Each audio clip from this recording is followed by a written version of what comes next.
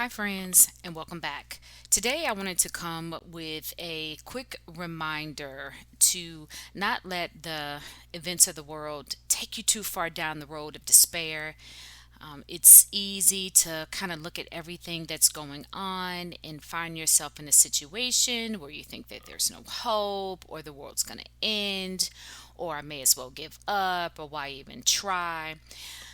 Those kinds of thoughts are coming from a place of a fear.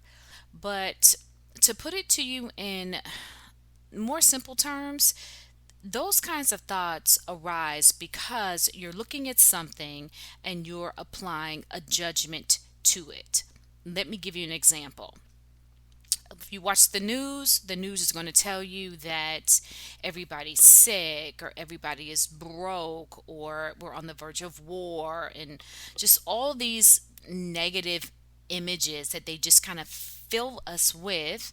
And they had their own agenda for doing that. For one, just as a quick aside, the tendency towards human beings is negative. And if you're not a very conscious person, or if you're not a very spiritual person and you're not really paying attention, if you don't fill the void with something, is going to tend towards negativity, right? And so the spiritual path reminds us to raise our vibration, to think about good things, to think about what's pure, to think about what's lovely. And it reminds us that righteousness is the way. All that is simply saying that being positive, being loving, being kind, being hopeful, those things are going to put you in a space to where you're going to attract more like things. So when I think of the Bible speaking of operating in the kingdom of God, to me, that's what it's referring to. And it doesn't mean that you're a perfect being. I know the church has kind of tried to tell us that you must be perfect or you're doing it wrong and blah, blah, blah. None of that is actually accurate. What that is saying, that to operate in the kingdom of God means that you tend towards higher vibratory things, actions, thoughts, kindness, benevolent, hopefulness, that you are excited about your future, that you are giving when you can give. Now, don't beat yourself up if you're not in a position to give. That's why this podcast is here, to try to move you to a place where you are in a position to give. But just having hearts that tend towards goodness, that is what the spiritual texts are reminding us of. Like, that is where you want to be. That is where your prosperity is. That is where your abundance is. That is where your peace is. Yeah, that was kind of a very long aside, but I think it was important to just kind of let you know that there's an agenda there with the news. If people tend towards negativity, they're going to show you negative things so that you watch. And as you watch, they show you commercials that fill you with more negativity. That's how they make money. So there is a little bit of an agenda underneath there, and that they're trying to put money in their coffers. And because people tend towards negativity, that's what they're going to show you, right? More times than not, if you just put a bunny on the 6 o'clock news, people are just going to turn it off. But if you say that there is a lion on the loose, now everybody stops what they're doing and they start tuning in. So that's a little game that they're playing. Be hip to that game and just know that they are showing you or portraying a world that is only a part of the story.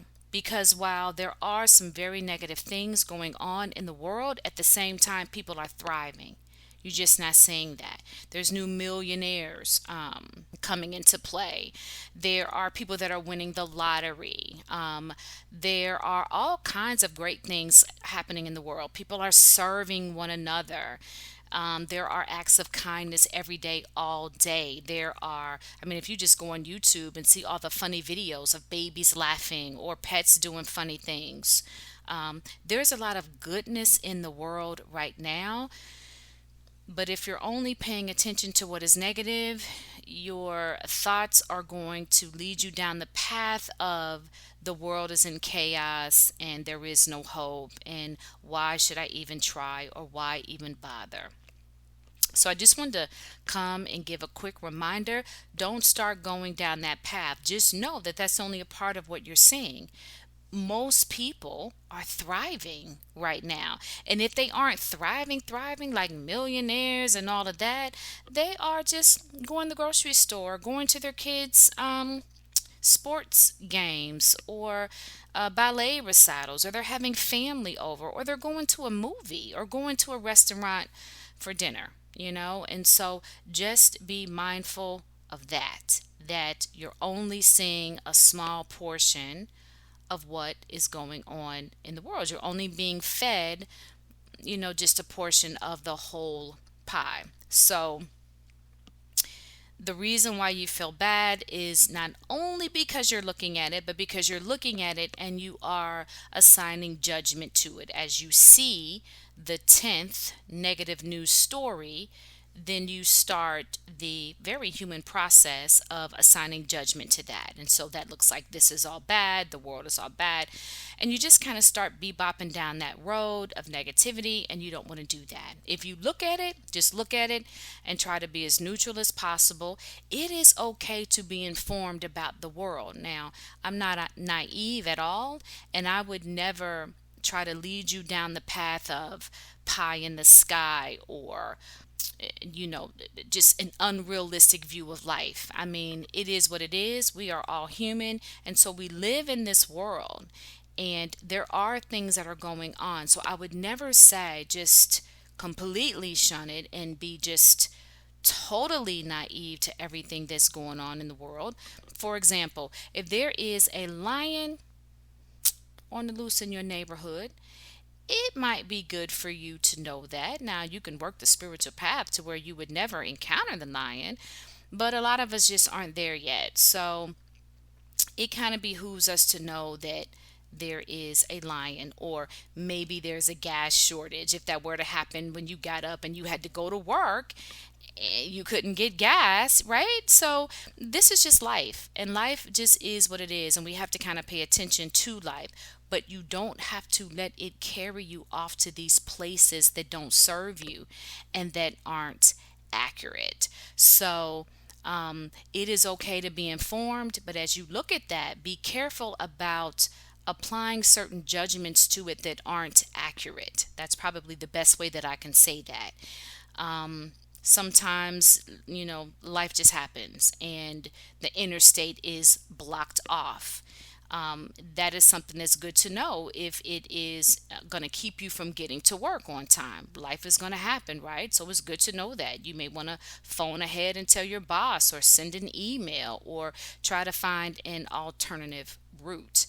But when you start going down the path of, oh my God, this always happens to me, and I'm going to be late again, and they're going to fire me, and just going all the way down those kinds of paths and assigning negative judgments to things, that's where you're going to get into trouble. So I hope this makes sense.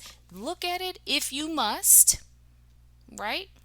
Some people don't look at it, and they live a perfectly normal and healthy and complete life.